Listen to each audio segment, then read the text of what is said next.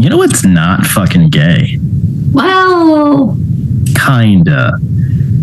Until Dawn, the movie adaptation of the video game that came out this year, and I kind of fuck with. like 2 months after it was in the theaters, it hit Netflix. Yes. It is so mid.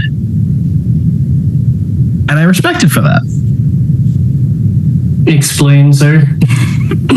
So I have not played Until Dawn.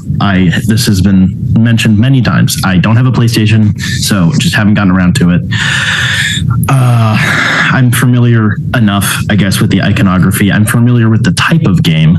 And I really like David F. Sandberg, despite the fact that he now has 2 mediocre to bad movies under his belt. He's one of those fucking YouTube made a short film and now I'm a mainstream horror director type guys. And I fucking love those dudes. That is such a dream. The plot is very silly. A group of friends go looking for one of the group of friends' lost sister who got lost last year or whatever. They go to a spooky house. They get stuck there. And where I guess it sounds like the major deviation from the game is that it's a time loop instead of being a very story-based, like choice-based game. It's a time loop where they have to figure out, different objectives each night to try to escape, blah, blah, blah.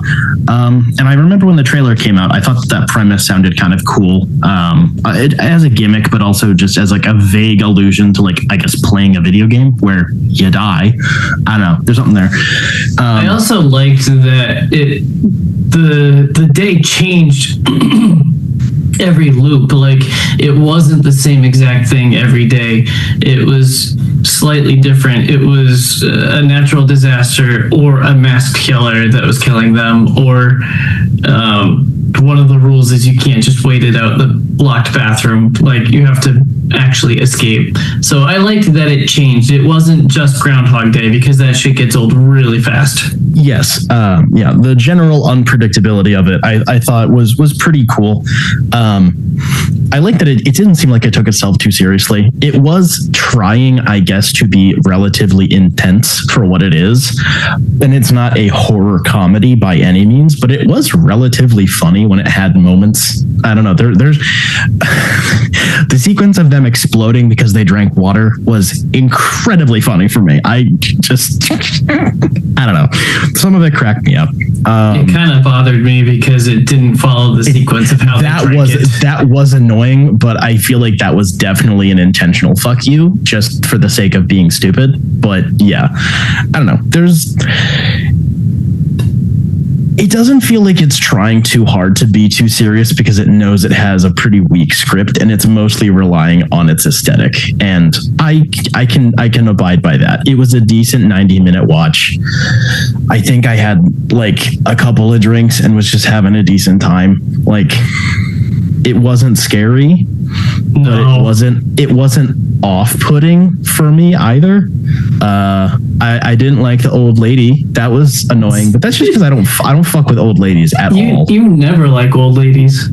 No, unless they're ones I can bone. Other than those ones, no. There is a wall, and when they start staring at me and walking towards me, I really don't like it at all.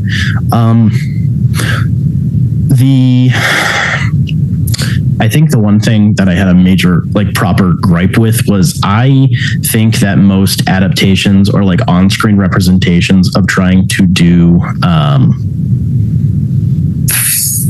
Wendigos are really underwhelming. They basically just turn into zombies with more teeth. I like my Wendigos to be wolf-like. Thank you.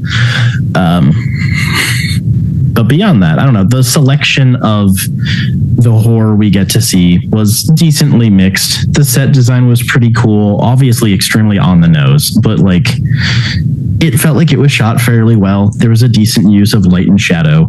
The characters, while fairly boring on paper, I felt like the performances were at least kind of entertaining as a group of people that have difficulties between different parties, I guess. I don't know. I don't really want to rewatch it, but I didn't regret watching it either. Yeah, it's kind of where I'm at. I was like, this was pretty mid. I didn't really have any takeaways. It was just there. It did what it was trying to do. It didn't really exceed at anything. I probably won't ever rewatch it. It's the most 2.5, 3 out of 5 stars, which isn't terrible for a video game movie, I guess, but it's just fine. Yeah, no, I think in the vein of horror game adaptations, the Silent Hill is far and away better on like every front. But I don't know, this with a group of friends doesn't sound like a bad party watch. It's definitely background noise.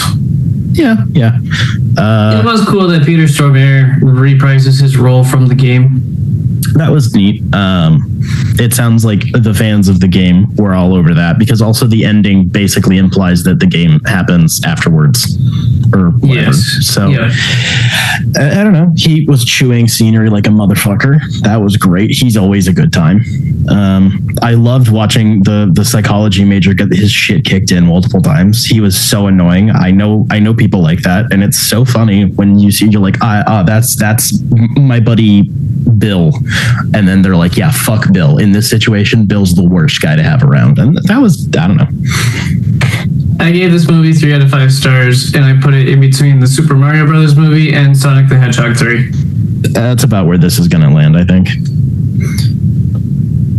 And I watched it for free on Netflix. Whoop-de-doo.